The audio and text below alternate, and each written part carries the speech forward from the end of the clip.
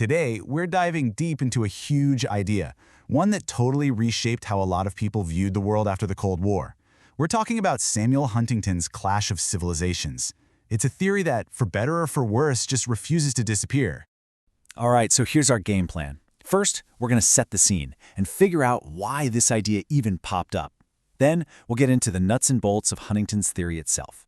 After that, we'll look at the absolute firestorm it created, check out what the actual evidence says, and wrap up by trying to answer the big one. Why is this controversial theory still hanging around? Okay, first things first. To really get the clash, you gotta go back in time, back to the early 1990s. It was this wild moment of both massive optimism and a whole lot of confusion. This was the billion-dollar question that had every foreign policy expert scratching their head.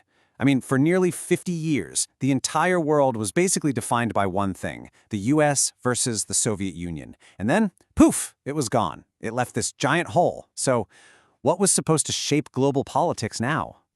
A whole wave of really hopeful ideas started to bubble up. You had Francis Fukuyama famously talking about the end of history, basically saying liberal democracy had won for good. Others were convinced that democracies never fight each other, or that if we all just trade with each other, war would become a thing of the past. But one scholar was about to serve up a much darker vision that would completely hijack the conversation.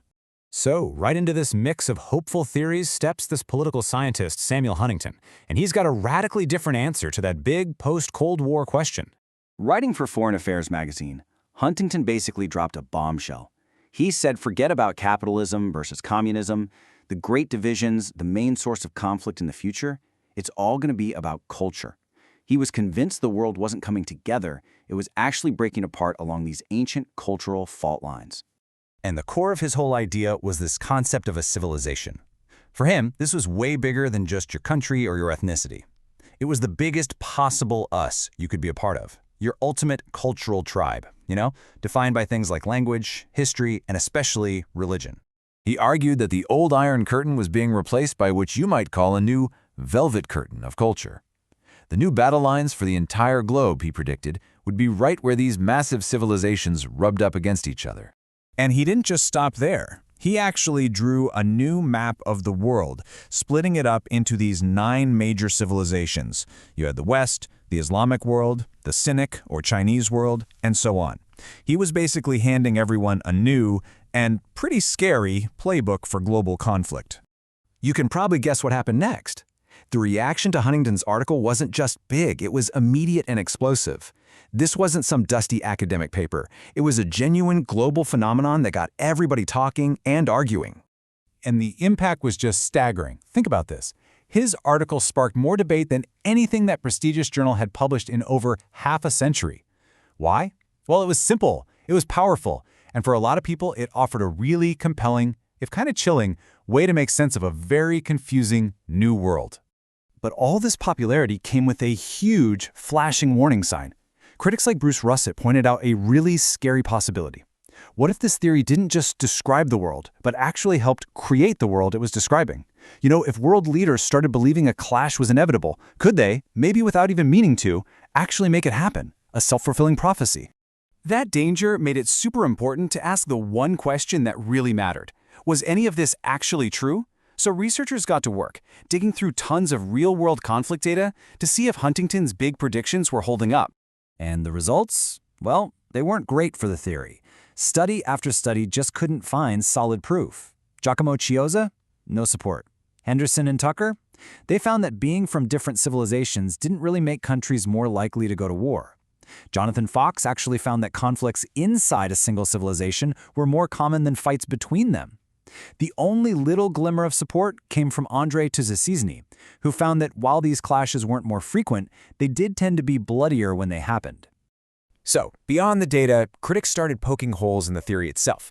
They argued that his whole idea of a civilization was just too simple and vague, lumping billions of really diverse people into one box. It totally seemed to ignore the power of good old-fashioned nationalism.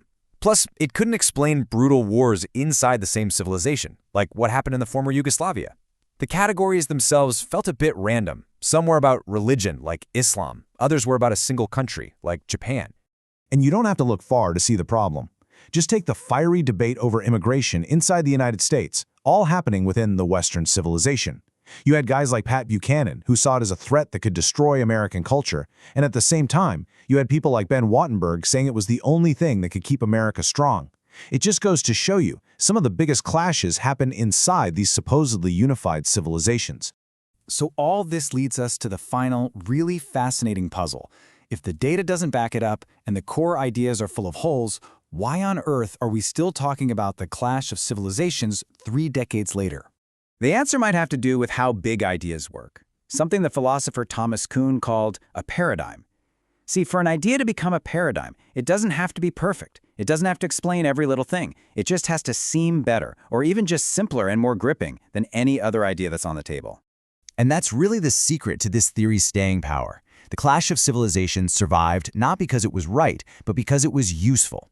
It gave people a simple story, even if it was a flawed one, to make sense of a really messy, chaotic world. It gave a name to that weird anxiety everyone was feeling after the Cold War, and for a long, long time, no other big idea came along to knock it off its pedestal. Which leaves us right where we started, with that powerful question Huntington himself used to throw back at his critics. You know, it's pretty easy to tear a theory down. It's a lot harder to build a better one. So if the world after the Cold War wasn't a clash of civilizations, then what was it? That's a question that honestly we're all still trying to figure out.